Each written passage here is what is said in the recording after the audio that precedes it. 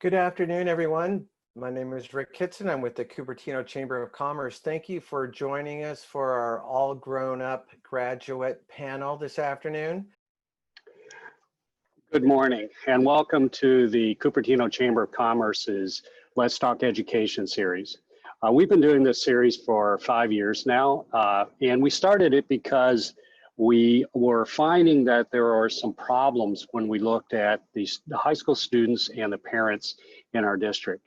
Not that our schools weren't doing a fantastic job educating our students. Rather, the problem was that there seemed to be a rather myopic view and over concentration on grades, test scores, and getting into the right college. And what we were feeling, especially as an organization that deals with commerce, is that we have to look beyond college, because college really isn't the goal here. College is just a vehicle that we use to get out into the workforce, to create careers and have a successful life. So we created a series of talks, this being one of the ones in the 2020 series, where we try to deal with providing information to parents and students to help them get a better idea of what to expect. This panel is, I think it's the fifth in the line where we've started on this, and it tends to be one of the most useful panels for parents and students, because we're actually talking to people who have gone through our schools, gone through college, and have been out in the workforce for 4 to 15 years. So I want you to think of the panelists as your nephews or nieces or your older cousins who are out there, and they're going to be telling you what they have found and how to look at that success. Now, we have, I should introduce myself. My name is Henry Sang. I'm with the Cupertino Library Foundation, and we are a member of the board of, we are part of the education committee that's part of the Cupertino Chamber of Commerce. We have several other organizations that are sponsored, including the Fremont Union High Schools District Foundation and many, many other companies within Cupertino. Now with that, I'd like to go ahead and introduce what we're going to do. We're going to have our panelists. I'm going to be moderating a set of Q&A, but then after about 20, 25 minutes, we're going to break and going to go to question and answers a little bit. And we will then come back, and then we'll have additional conversation pieces going till about 12 o'clock, 12:05, depending on how hot we're going. And then we're going to open up for final Q&A. People should feel free to leave if they need to, including our panelists. I've asked them to try to stay till 12:15, and we will probably have an absolute break at 12:30. By the way, this event is being recorded, and we hope to have it listed on the Chamber's webpage and Facebook page in probably about 2 or 3 days. The thing that if you don't know how to use the webinar, if you mouse down at the bottom of your window, you will see an icon that says Q&A. And if you have a question you'd like to ask the panel, please put it in there. If you're having technical difficulties, go to the chat, and you can talk about the chat things as well. With that, I'd like to go and introduce our panel, and I'd like to start going in alphabetical order with Max Edelman. Max. Hello, I'm Max Edelman. I came up through the West Valley Cupertino Middle School, Homestead High School, and then did middle college for my senior year. I then went to UC Davis, where I graduated 2017. I work in ad tech. I started out in marketing and then kind of went more and more specifically into the ad tech world, eventually finding myself to my current job at Intuit.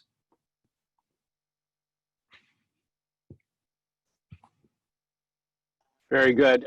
You'll notice also something he didn't mention. I know parents are also often asking about gaming. Max is a big time gamer. He actually does competitive Magic the Gathering. And I know he's gone off to a number of national competitions. So anyway, let's go to the next panelist. It's Shane Barkley. Shane, could you please unmute? Yep. Hey everyone, good morning. Thanks for having me, Henry. So I grew up in Cupertino, went to Lincoln Elementary, Kennedy, and then Monte Vista, graduating in 2005. Then I went to Berkeley, and majored in political economy there. And from there, I worked. I've always wanted to work in baseball, and so that's what I've done for all of my professional career. I worked for the Arizona Diamondbacks and then the Office of the Commissioner of Major League Baseball in the Dominican Republic and in New York City. And then for the last couple of years, I started my own thing doing a baseball tourism business called Japan Ball, where we take baseball fans to Japan and other countries around the world to watch baseball.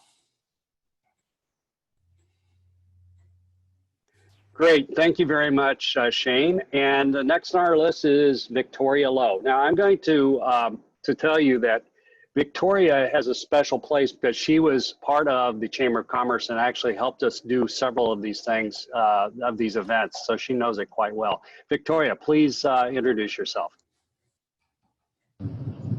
Hi everyone, I'm Victoria. I'm currently driving home right now, but I'm very safe, so I'm not gonna take a look at you guys quite yet. So I went to Murdoch Portel, and then Miller Middle, and then Lynbrook High, graduating in 2012. From there, I entered UCSD, declared as a pharmacological chemistry major. I was thinking about becoming a pharmacist. Since then, I did some medical outreaches, volunteering, and from there, I changed my major into public health. And so that's what I graduated at UCSD as a public health major with an econ minor in 2016. From there, I joined the Cupertino Chamber of Commerce as a program coordinator. I was also the intern coordinator when I was there, started the intern program over there. And then in September, I joined the Office of Assemblymember Evan Lowe as an office assistant. Was also the intern coordinator for a quarter or so, but now I have been managing his constituent correspondence as well as a lot of different special projects. So I have some interview experience, some recruiting experience, done that, and I'm happy to be here with everyone. Thank you. I'll be home in like 5 minutes. Thank you, Victoria. And last but not least, Katie Sang. Thanks, Dad. So I'm the proud daughter of the moderator, Henry Sang. I grew up in Cupertino, so I graduated Monte Vista in 2005, and actually kind of made an unconventional decision and went to Wellesley College, which is an all-women's liberal arts school outside of Boston. I pursued bio and then realized pretty quickly I didn't like the labs, so I actually pivoted to math. So I majored in math, but I also spent a lot of my time at college playing field hockey. After college, I actually graduated during the last recession, so I ended up taking kind of a random job in QA at a tech company that was building a digital tutor for the Navy and veterans. From there, I actually pivoted to a networking company that did server load balancing, and I actually ran their training program, so selling their training and building partnerships. And then my current employer is actually a marketing tech company. So I came to Persado to build their learning and development program. So I built the infrastructure, the programs, and also hired a team. And recently I've pivoted into a new position where I lead their commercialization, which is really launching our end-to-end management of our go-to-market launches for products and large company initiatives. Very, very good, Katie. Thank you very much. So one of the things I think that our audience has probably heard now is a lot of pivoting, right? And I believe that this might be uncommon for some of the parents who were able to kind of have one or maybe two jobs throughout their career. But what we're hearing here is there was a whole set of different choices, from college major to first type of job, second type of job, in some cases third jobs, and maybe even multiple roles inside of a company. Who would like to start by talking about how you made some of those pivots in college and how that changed from your position going in as a new high school graduate? Someone want to say something about how you made that decision, that it was a choice that you were going to change majors? I think I can grab this one. I think mine was probably the most dramatic. I came in as undeclared to UC Davis. I had taken a bunch of sociology classes and was essentially on track to graduate in 3 years as a sociology major, and then decided maybe I would try computer science. I actually took a year off from UC Davis, went back to community college, took the entire, from a BA to BS, so taking the entire science core at community college, transferred back to UC Davis, and then after a bunch of things and a few quarters, realized that computer science wasn't actually my passion and switched back to sociology in the end. So I essentially took 5 years, including a gap year, to get a 3-year degree. Sure, your parents were happy with that one, huh? I think they're just happy I decided to pivot out of being a carpenter, which was previously what I thought I wanted to do. Hey, there's nothing wrong with carpenters. They may actually get paid more than you do, Max. You know, if you've tried to do a house remodeling, you know that it ain't cheap anymore, right? Tell me something. When you went back to the community college, where did you go? Did you go to De Anza Foothill or something like that? I went to De Anza. Yeah, okay. So I spent some time at De Anza during my high school doing middle college, taking a bunch of classes and knocking GEs out. So then I returned back after my sophomore year of college. Yeah. What about someone else that also made a pretty major pivot in college? What caused you to make that thing?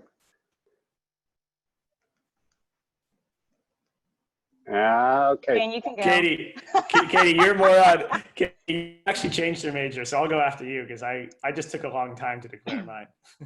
Well, yeah, so I actually decided to go in as a bio major, and that's really because I had an excellent teacher at Monte Vista and an AP experience there that was like, oh, this is great, and quickly realized that going in that path was a lot of lab work, and it just wasn't my forte. The other interesting thing is I actually went to a liberal arts school, which I don't think is as common in California as it is in other parts of the country, like in the Northeast. And the liberal arts education, you're actually forced to take a diverse range of courses to graduate. And so I think the experience that I got was I ended up taking all these random courses and early on, and it helped me realize quickly that maybe bio wasn't the type of work that I wanted to do. And I also talked with people like my parents and ended up choosing math, which was great, but was also a challenge when I graduated because it wasn't one of those professions where it was like a very clear next step in my career. So I don't know, it was a lot of just exploring what you like and what you kind of want to do next, and that's really kind of how I made that decision. Hey, Shane, do you want to take it then? Yeah. Well, first of all, Katie said that she chose bio because she liked her AP bio teacher. I think it's because she liked her AP bio lab group, which I was in. That was a cool group. Yeah. But kind of like what Katie is saying, or just kind of exploring and seeing what you want. So I went into college undeclared as a major, and I didn't know I wanted to work in baseball. I had that in the back of my mind, but there's definitely no baseball major in college. And so like I started taking a bunch of different classes, like my first semester. Well, actually, I should back up. I got into Cal on appeal. So I started as a spring endment, and I went to what was then known as Vista Community College in Berkeley for the first semester. So that first year at community college and at Cal, I just took a breadth of classes, hoping that one of them would catch my attention, and then I could maybe pursue that route if one of them was really interesting. And then after a couple of years of that, I realized that what I liked was having a wide variety of classes. And I kind of took away that, like in college, more so than learning a specific subject, I was like I was learning how to learn, learning how to make my own decisions and extract information. And so after a couple of years of that, I just decided I'm going to find a more interdisciplinary major, which like in a lot of times sounds like a weaker major, you know, like a general studies type thing. But at Cal, the version of that is called political economy, which impresses people now, but really it just means I took a bunch of different classes. And I just tell people it's, you know, politics and money make the world go round. So we study how the world works. But really that just meant I learned a bunch of different stuff. And I think that really helped me a lot going down or after college and in my life. Because I just didn't really find that one thing that really made me want to go down a specific path major-wise. Victoria, I don't know if you're still in your car, if you can answer this one, because it sounded like you made a pretty big change also from you want to be a pharmacist at first and then. Yeah, I did. I thought that I wanted to do chemistry because I had a really great science teacher, chemistry teacher, Dr. Rockland, he's now board president or on the board. So I had a good foundation. And when I went into UCSD, I found that I didn't like the chemistry labs, but during my time in college, I was also doing volunteering, and over there, I got to see the medical outreaches and other such kind of opportunities, and from there, I changed into public health.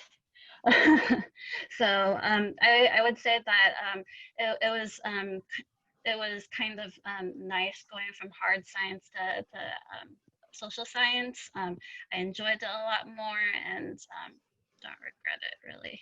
I also I was also at my senior year, I was at college now, so I was taking college classes in senior year. Okay, so two of you have actually had experience at De Anza College as an alternative in high school. That's interesting. I'm hoping most of the parents know about that. If they don't, they should actually talk to the counselors at their schools, because they created and are growing a fairly large program at De Anza and Foothill for high school students. I'd like to actually change and have a different type of thing. You know, one of the things that that we do here is talk about what worked and what didn't work. So what do you think in terms of preparation that college actually didn't give you? What are things that, you know, that you actually need in your work right now and are going to help you be successful that you think a lot of times aren't actually achieved by college classes? We'd like to take that one.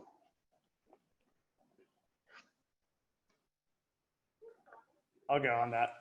So I think, so in college, like I said, I didn't, like I mentioned already, I didn't have a super specific major that would put me on a specific path.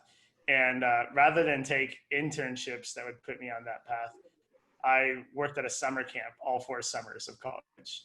And a lot of people thought like that was, you know, a lot of parents would think that's a foolish thing to do because college internships are so essential to your professional career.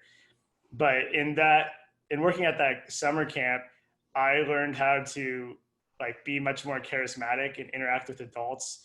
And I developed like a work ethic, that like a pride in the work I was doing. That was kind of part of the culture of where we were working.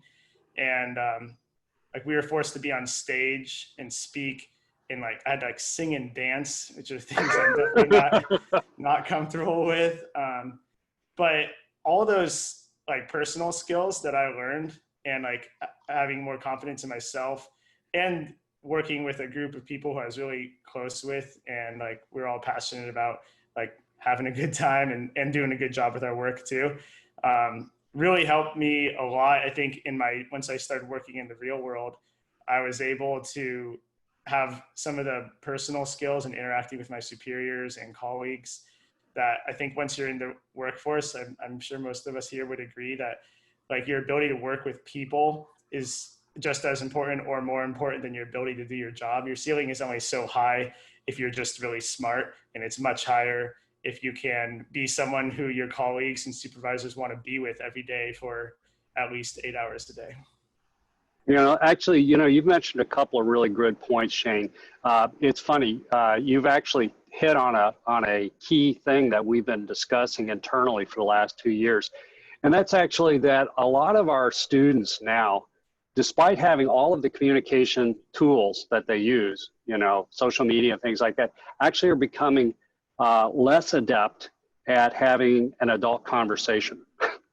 I mean, just to put it quite bluntly, you know, they don't know how to interact in a work type environment. And we think actually that's the reason like things like you did or internships actually are extremely important, because it's like anything else, you need practice, right? Totally. Somebody else gonna say something that they didn't? Yeah, Rick. This is Rick. There's a question that just came in that I think would be great for Shane to expand on. How did the appeal to Cal work, and what made them change the decision? Yeah, good question. So I grew up wanting to go. Like I went to Cal. A bunch of my family went to Cal, and so like we're kind of a Cal family. But I kind of knew throughout high school that wasn't. It was probably a little bit out of my reach as far as like my qualifications academically. Like if you look at the averages of people who got in, I was a little bit below that. So I more was gearing my high school career towards maybe like one step below that as far as like how hard it is to get into the schools. Not to say that, you know, I don't know, we can talk a lot about like college rankings and how we all feel about that. But anyway, I wanted to go to another UC or maybe Cal Poly or something like that. And my parents just kind of mentioned that my cousin had got into UC Davis on appeal because she really wanted to go there to be on the ski team. And they're like, why don't you just try it with Cal? And I was like, no, I'm set on UC San Diego or Santa Barbara or Cal Poly. And they said, just do it. You never know. And so I talked to a couple people about what angles they had taken. And the recommendation that they had was, since I had so many people in my family who went to Cal, and like my grandfather was part of the first class of Chinese students at Cal, and I grew up doing a lot of related stuff there and going to football games and whatnot. So I took kind of the private school approach, where almost like a legacy approach, and not in the sense of you know, like maybe the legacy of like some rich family or something, just in a sense of like, I'm passionate about this school, and I have a purpose for wanting to be there. And it's not just because it's a good school, it's because of my background and because of what I want to do with my degree. And I just wrote a letter on that, just kind of pretending like if I was a legacy student at private schools, which is that standard stuff. So that worked for me. They let me in for the spring, they said, because so many people, being like a big public school, they account for a large portion of people dropping out or failing out like in the first semester. So they let a certain number of people in for the spring semester. And that's actually kind of a route that a lot of people don't know about with UCs, but it's worth exploring. And I just went to community college in Berkeley, and I moved into alternate student housing that was for like international students and other people who maybe just didn't get into the freshman housing. So I still wanted to have that college experience right away. I just went to different classes my first semester. Oh, this is a thing that in the time of COVID is probably going to be even a bigger thing. You know, quite frankly, people entering college or even in their second or third year are not quite sure what they're going to do. I recently heard about someone who turned down going to Cornell to go to a college in California. I think they're going to Irvine. So, you know, that in the past, you just wouldn't hear about those types of things. So anyway, I'd like to actually move to another thing before we get to the other Q&A.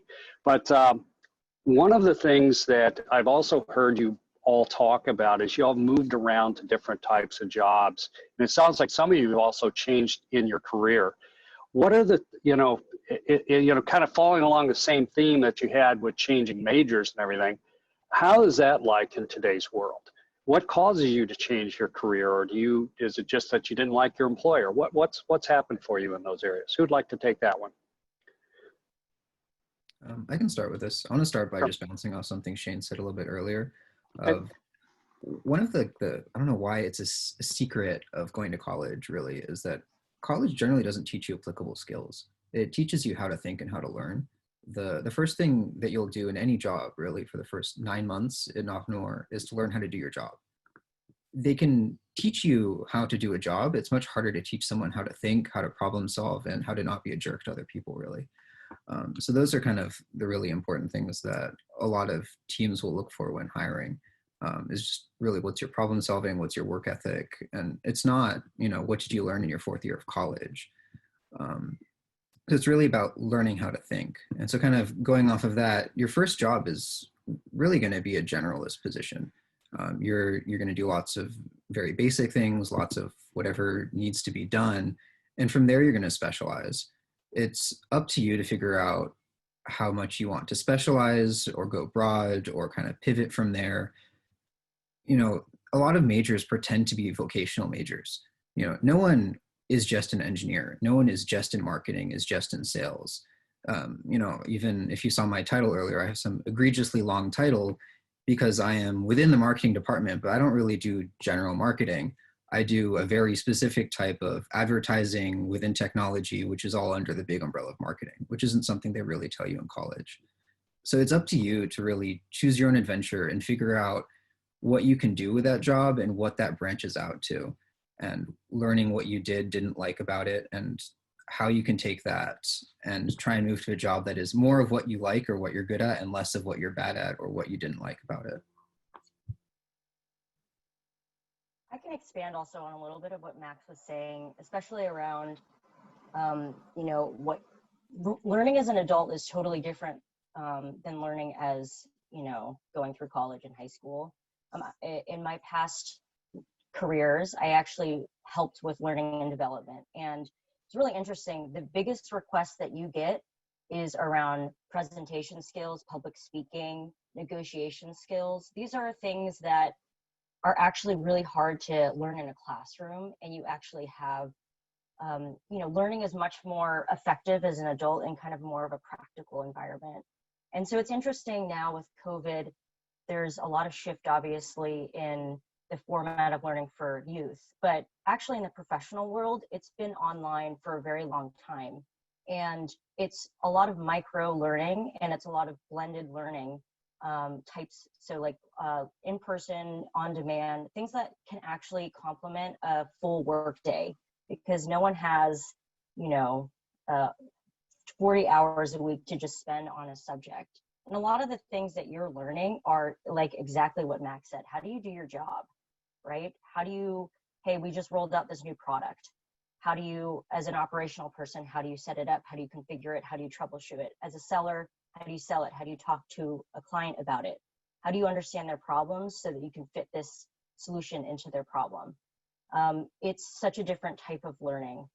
And I think when you're pivoting in your career, you're also figuring out what types of things you like to do. And so you, at least at our company, we have developed, it's a really simple, just like career path. And it's just thinking about what are your near-term goals, your intermediate goals, and your long-term. So what do you want to do in the next 6 months to a year? What do you want to do in the next 3 years? What do you want to do in the next 5 years to 10 years? And when you think about growth, those help you figure out what you need to develop to get to that next step. And so we follow that model and give people kind of the flexibility to do their own growth and learning and development, so that they are not only functioning in their current role, but also building themselves for growth in that next role. Yeah, I wanted to just back of what you all were thinking when you all were sharing. Something that I was thinking about in terms of my high school experience and my college experience is that it was really through those interactions outside of school, such as my volunteer opportunities, that I learned so much about the soft skills that I needed to be someone that people enjoyed working with. And like something that a lot of companies take a look at is like, sure, like everyone has a great resume and all, but like do I want to spend every day with this person? And also just in general, I would say emotional intelligence as well. How good are you at like managing your mental health, and also just when in terms of taking in feedback. Right after college, I actually didn't come out of college with a full-time job already prepared. It took me until, so I graduated in June 2016, and it took me until February 2020 until I found my first full-time job. But like during that time, I was doing like during college, I was doing Chinese English translation part-time, so I was continuing to do that. But no one teaches you that, for example, like looking for a job is really a full-time job, and you have to commit yourself to really, I would say, seeking and understanding what it is that you need to, like what you like, what you want to work on and develop professionally as well. And that was something that was really difficult. It took a toll on my mental health too, because that process of the job search is just so unforgiving. It's really a lot of trying to get feedback and not getting feedback, and there's a lot of luck involved in it as well. But I thought I knew how to manage my mental health in college. I got back home and I was like, there's a lot more that I still need to work on.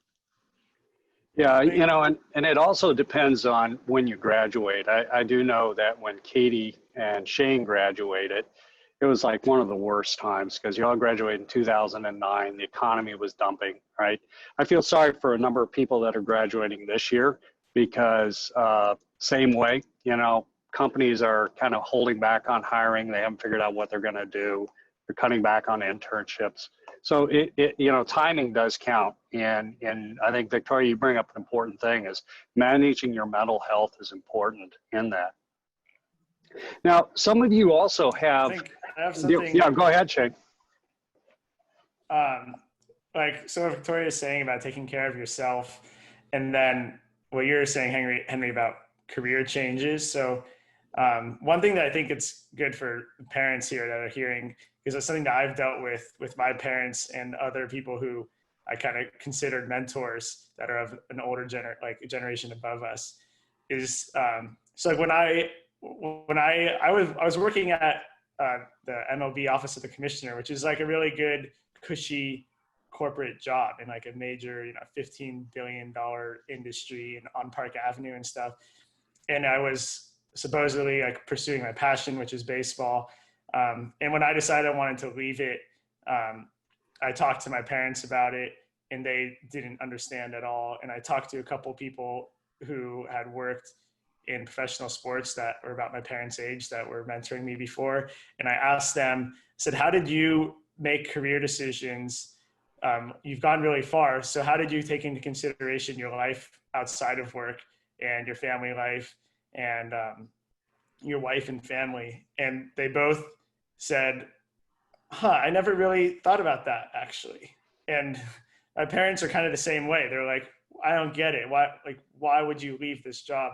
And I think that it's something that's becoming more common with my generation and the generations coming up, where like having balance in your life, whether that's in the work you're doing, like having the work itself be fulfilling, or just having a job that allows you to have a fulfilling life elsewhere and lets you take care of your physical, mental health, is something that our generation really prioritizes in a way that I think that our parents' generation, not only do they not prioritize it, they don't really understand that concept, and it's something that's really important to us. You know, one of the questions that I'm actually seeing from our audience that we haven't gotten to, I'd like to actually switch to that if you don't mind. What are 3 things that you would change in your college experience? And by the way, I would also suggest that you broaden that. Are there things you would have changed in your high school experience as well as your college experience? Somebody want to talk about that? Max, I'm gonna pick on you. Since I'm being voluntold. Yeah. I think I struggled a lot with trying to fit myself into other people's molds. I don't really know if I have 3 things as just kind of one broad thing, but once I finally decided to do what I wanted and to kind of just take it a day at a time, my life and my mental health and just everything about it was a lot clearer. You know, as I mentioned before, I kind of flip-flopped around between a bunch of things. What some could say I wasted a lot of time trying to pursue this computer science degree that I ended up not following through on, but I never actually look at it that way. I think I pursued something that was very interesting and learned a lot about myself, about others, and really just became more comfortable with who I was and wanting to be my own individual and figuring out, you know, wherever you can take whatever jobs you want and you can, you know, do whatever, but you'll always be there and you're the person that you have to deal with. So just kind of pursue your own self and your own values, and don't let, you know, everyone else's measuring sticks kind of get in the way of that. You know, there's so many metrics and numbers and statistics and everything. And at the end of the day, you're a human and you're not really a metric or a statistic or a person, or, you know, you are a person. So I think don't be afraid to, you know, enjoy the little things, and don't be caught up with all these numbers. And you know, especially from a job perspective, people value authenticity and being a real person way more than anything else. You know, I'll mention all of my accomplishments and whatever, but in a job interview, I talk about my hobbies. I talk about, you know, what I enjoy, what I loved about my last job, what I didn't love, and what I do outside of work. You know, as Henry mentioned and made me say earlier, I play, you know, Magic the Gathering, a card game, competitively. I talk about that in interviews. You know, if I had told my high school self that I'm, you know, traveling around to play a children's card game at a competitive level, you know, and at cash prizes and all of that, you know, I would think I was like the lamest, most insane person ever.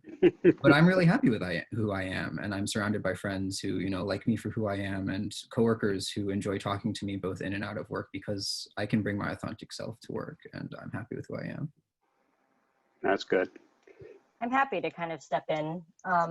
It's really interesting to think back in college because it's so long ago, and honestly, when you're a professional, you don't really think so much about like your educational experience there. I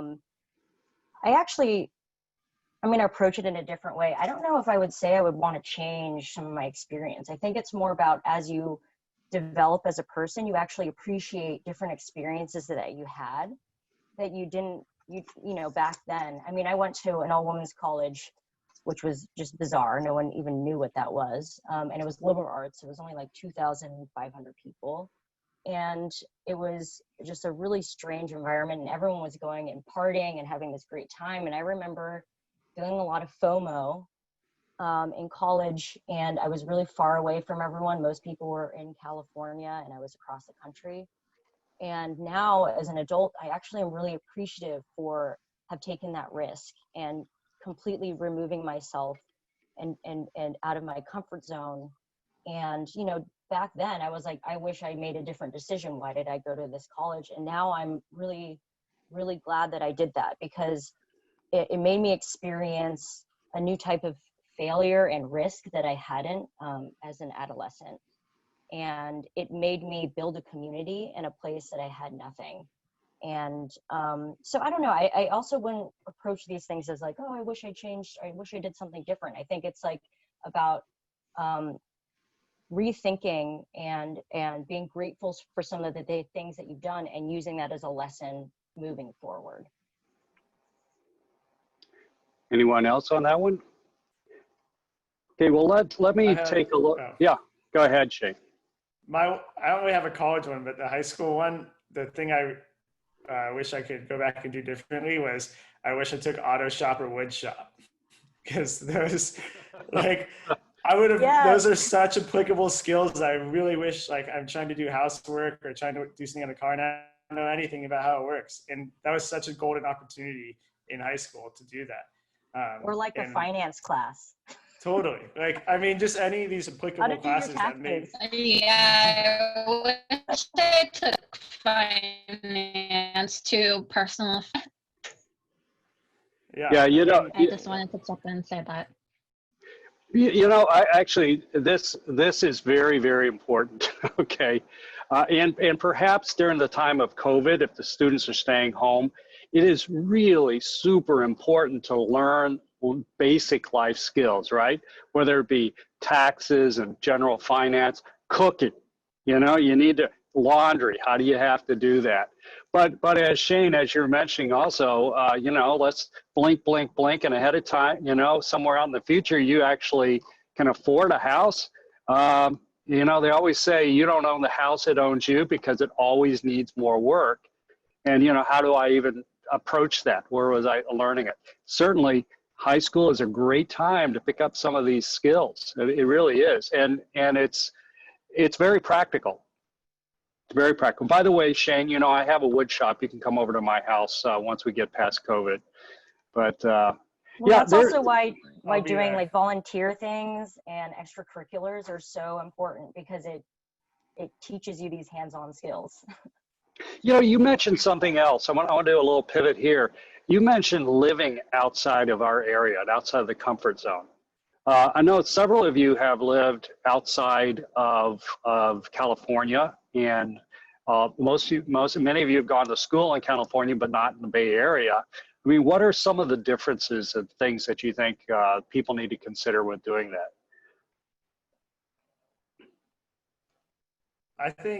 I feel bad for my friends that never have left the Bay Area or California in general.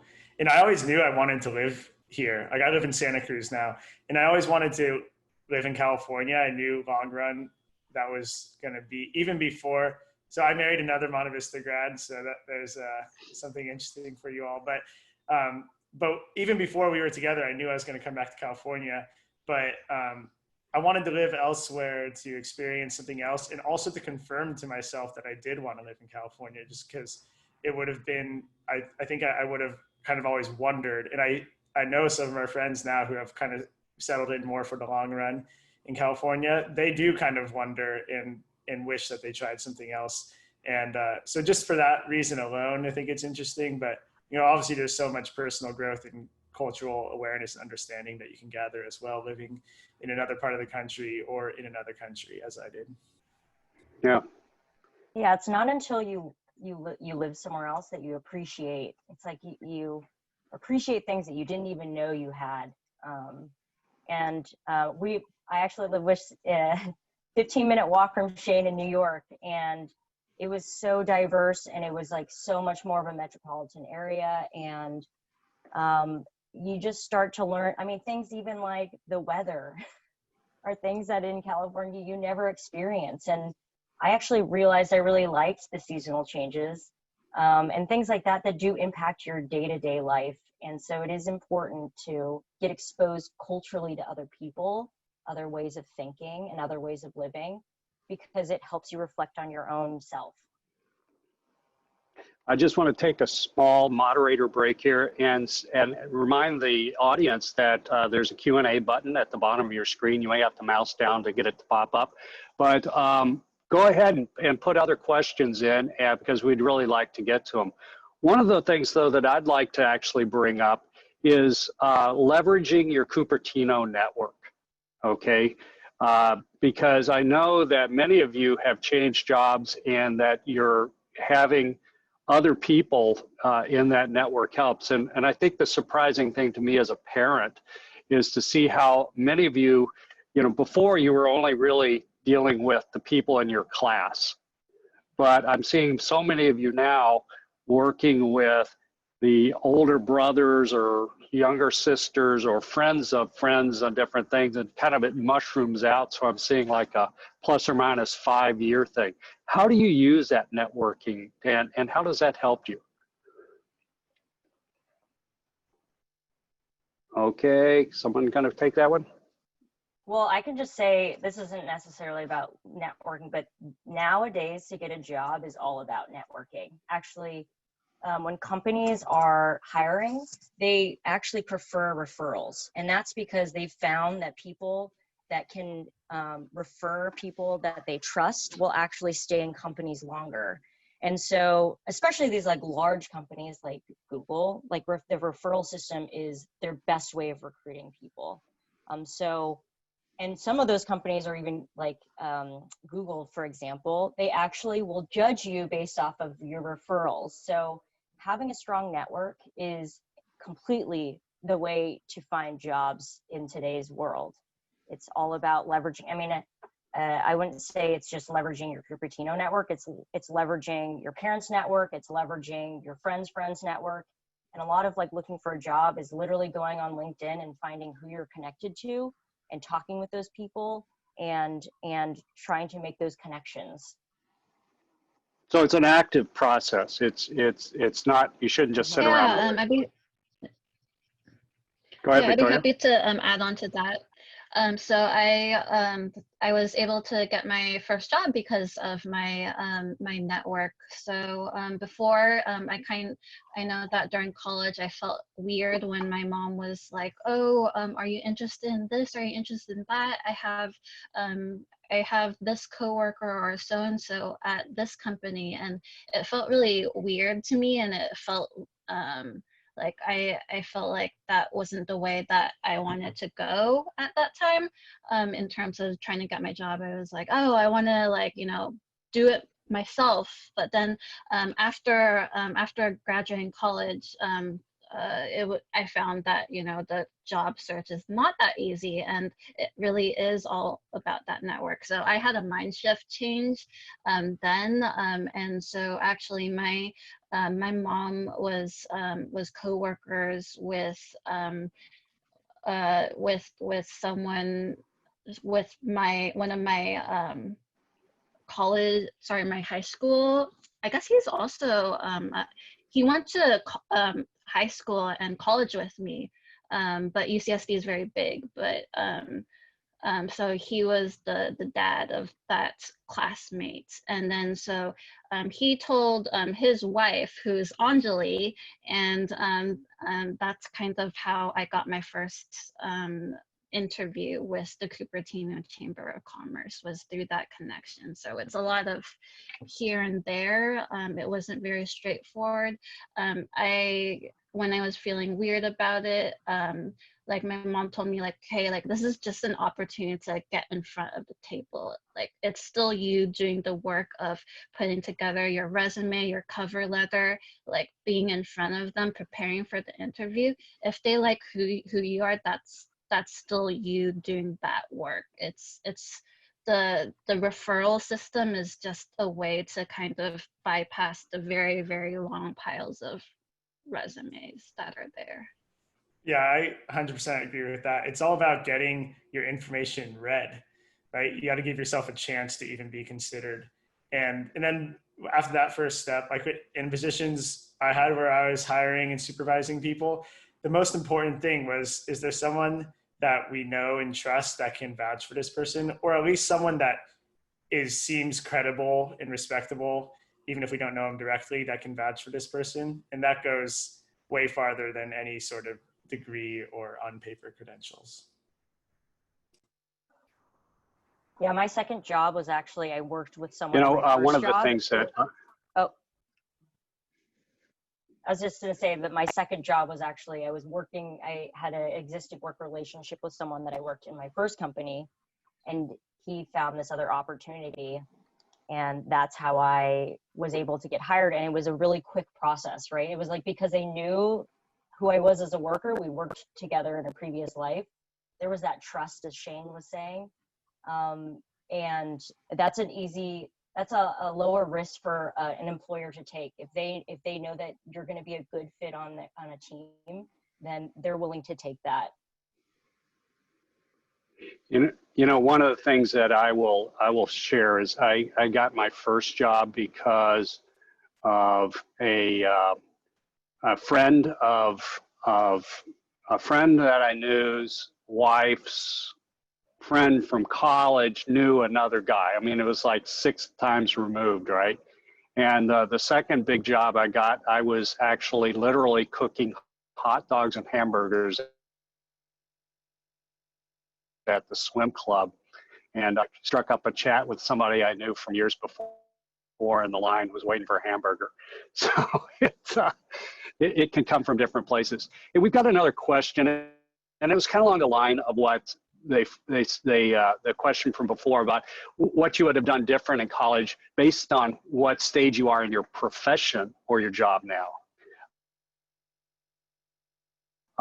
Is anybody thinking about that in terms of like, as you look forward now, not back at your beginning jobs, but as you look forward in your career, what are a couple of things maybe you would have done a little more of? Yeah, I'd You know, be happy so to for start. example, Shane, you run a company now. Go ahead. Go ahead. Shane. Go ahead, Victoria. Yeah, Victoria, you go.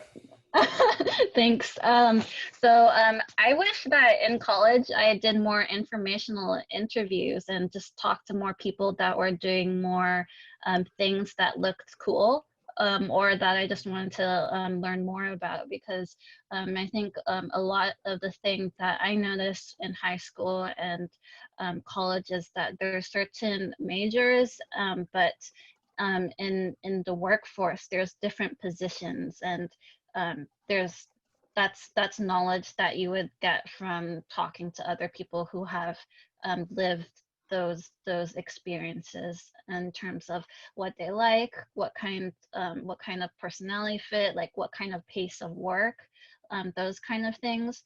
I started out as a public health major. I'm planning on returning to that at some point, but just now I'm also considering social work. So like those are things that I'm going to continue to explore in terms of conducting informational interviews with folks that got a master's in public health, or do things related to social work. But those are not things that I would have considered as much in college. I think informational interviews are huge. I think that's definitely something I didn't even know existed in high school, and even through, you know, the first half of college, of just how willing people in, you know, any sort of position are to just grab a cup of coffee with you, especially if they're paying. It was how I got my first job. I called up a manager that I had an internship, and, you know, he just gave me, you know, he just introduced me to a whole bunch of people that he knew that he had previously worked with or currently worked with, and just said, you know, hey, this is Max. He just graduated from UC Davis. He's trying to figure out what he wants to do for a job. And I just took all these people out to coffee, you know, kind of like 30 minutes, an hour or so, and just asked them about what they did, you know, especially as someone who didn't have professional experience, or who just like really didn't know what specific direction they wanted to go. I didn't know that, you know, 80% of these jobs even existed. And so just being able to, you know, and it was very scary at first too, you know, these are adults, these are real people, they're important. But you know, they were on their coffee break. They were just, you know, talking about whatever they wanted. And it was really at no cost to them. And it was a huge gain to me. And so just going out of your way to ask these people, you know, and even cold calling. I get messages on LinkedIn, you know, hey, I saw you worked at this job. Max, you'd want to, you know, sorry. Cut off. Max, one of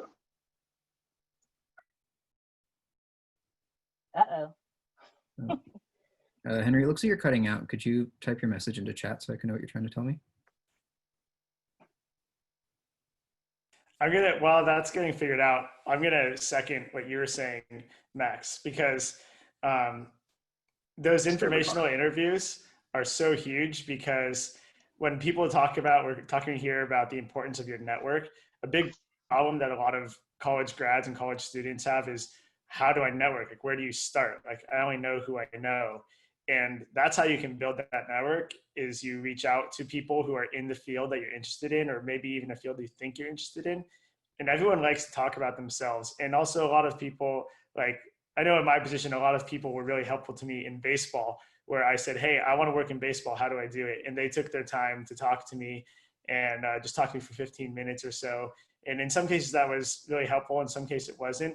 But what it was is it created someone that I can go to down the line, and maybe an email chain that I can pick up 2 years later, or check in with 6 months later. And then that's all of a sudden your network. And they say, oh, I know someone from your area. You might want to talk to this person.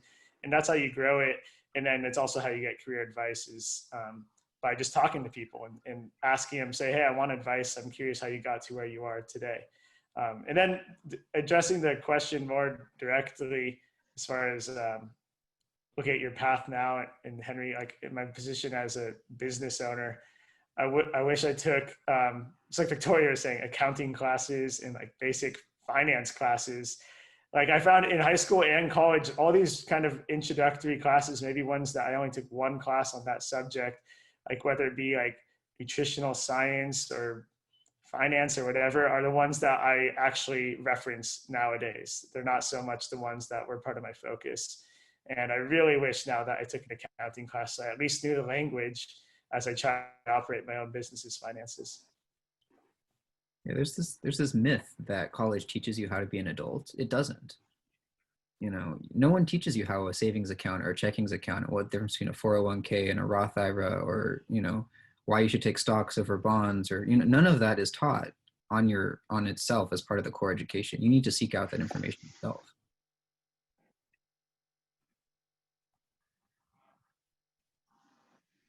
Henry says, sorry, Zoom dropped me. I know. On the topic of networking, I would also say networking within your current company has been helpful for me. Like I've, you know, I look at like our leadership and the people that I aspire to be, and those are I try to build relationships with those people as well and understand, how do I get to their place? What are the things that they learned? And then also, I was lucky to be in learning and development in my current company. So I kind of like got this exposure to all these different roles within my current company. And I took the time to understand what people were doing. And it was a way for me to also evaluate the types of jobs that were even just within my current company. And that's helped me pivot to something that I'm more interested in. And so I realized, oh, I really like launching these large initiatives. I really like working closer to the products. I really like actually being more exposed to some of the things that our customers are doing. And really all that was like just building relationships and understanding people's jobs within my current company. So I have one last thing that I'd like to address because it's often brought up, and it's about internships. Now, some of you have done internships. Some of you have hired interns. I know, Victoria, you've had, I don't know, you probably have hired 2 dozen interns, correct? What can you comment about internships and what people should be thinking about there? I think that in terms of internships, hi, Henry, are you speaking?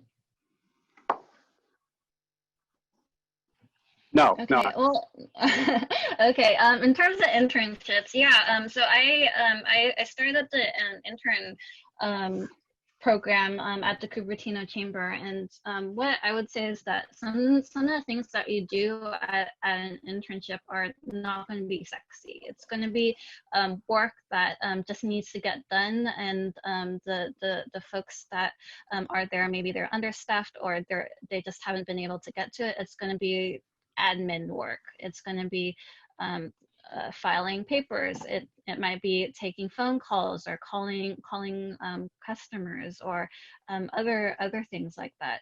But what I would say is that the interns that I really remember and I wrote really great letters of recommendation for were those that really went out of their way to like maybe take those mundane tasks, go ahead and do it to exceed my expectations, and maybe even insert their own thoughts of like, oh, I saw that there's this kind of system of how we're doing this. What about this kind of thing? So like showing me that they were really being proactive in what they were doing with the work. And that gave me really like the trust to assign them even like, I would say more interesting projects and such. So like that was something really important in terms of the interns. And I would say that overseeing interns, we like the staff remembers the good ones, and when they come back and they ask for a letter of rec, it's gonna be better, and it's gonna help, and it'll make a difference. Yeah, to kind of piggyback on that, our company uses the internship program as a hiring tactic. So it's very much a way to evaluate if this person has the right skill sets and the drive to be a good fit for the job. some of the interns that we get are, you know, they're still going through college. Our company still will remember those people, right, and reach back out and build that sort of, you know, keep that contact in the back of their pocket. And we've definitely hired people that are interns into full-time positions, because it's actually a great validation of and a fast way of onboarding someone, because they've already actually proven themselves in a role, even if it's like a more, you know, like mundane sort of position. You know, I see there's another question from our audience, which is about AP classes. So which of those from high school do you wish you would have taken or regret taking? Anyone have any comments about AP class? I know that's a long time ago for you, but how do AP classes fit in for you? I took the least. I took 0. So anyone? I took no AP classes. I did go to Dianza though. One of the big things for me was that I came out much farther ahead, having taken a year at Dianza part-time than I would have taken any number of AP classes. And because I transferred to a UC or a CSU as well, those all transferred directly. If your goal is to save time in college and to, you know, take a quarter or you know, a year off of graduation, knocking out your GEs at community college is actually much faster, much more efficient, and actually cheaper. Yeah, I can piggy back off of Max's answer, since I did take a full year of college classes as part of the College Now program with the ANZA. During junior year, I took AP Bio, Calc AB, and I think I took AP Chemistry. But for college, what I did was I like, even though I took calc, calc AB or BC, it doesn't matter. Like, they're gonna still start you off in the beginning when you start off in college, when you take the math series, and you'll still have to take calc. BC, AB might give you a good foundation, but they're gonna assume that you don't remember anything really. Another thing is, I could have graduated in 3 years in college, but because I had the credits to do so, but I decided to still stay an extra year because college is a one in a lifetime opportunity. I was very involved in my in leadership with my volunteer organization. That was important to me, and I would say that I don't regret that at all. That time that I spent in being on leadership for my volunteer organization was project management experience, leadership experience, public speaking experience, working with other people, with communicating with stakeholders. So those were a lot of important soft skills that I still use today. I think with AP classes, if I remember correctly, I think I just took one AP class, and it was the class that I mentioned earlier, the bio classes. At Monte Vista, AP Bio was just kind of known as a fun class with a cool teacher. So that's why I was like, okay, I'll go out on a limb and to make that my one AP class. I think I may have taken 1 or 2 honors classes, but I was more focused on just trying to do well in the classes I was enrolled in and not taking superfluous classes and TAs and stuff like that. Like, I didn't have any classes after lunch my senior year, and I got into every UC except for UCLA, and I wasn't trying to inflate. Like, AP classes do help, to answer the question directly, and it's on the Q&A. Like, they help raise your GPA a tiny amount, and they help you accomplish some of your college classes ahead of time. So, you know, in a sense, they are practical, but I don't think it's really as important as it is just doing well in your classes and pursuing an education that you want. And when you talk about protecting your child's or as a kid, your mental health, like, just stressing yourself out in high school with taking college level courses and overloading is, I think, just not a good idea unless you're truly gifted and can handle that. And you know, the advantage it gives you is pretty negligible. And even if it means you're not going to get into one school and therefore you go to a different school, like, that doesn't matter at the end of the day. It's going to matter what you make of it. And I'm really glad that I only took one AP class, and it was a class that was enjoyable, and I took it because it's fun. and not because I felt pressure to take it. Okay, well, you know, I haven't seen any additional questions from our audience, so I think this is actually a good time to wrap up. I want to thank all of you panelists for contributing today. I think it's been a very enlightening conversation. So if anyone in the audience wishes to try to contact people, they can send me email at hsang@cupertinolibraryfoundation.org, and I'll try to pass that on to the panelists and see if they're willing to take such questions.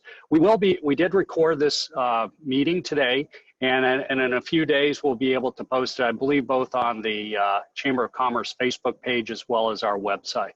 So with that, thank you very much. Thank the audience for your attention and your questions, and have a good weekend. Goodbye.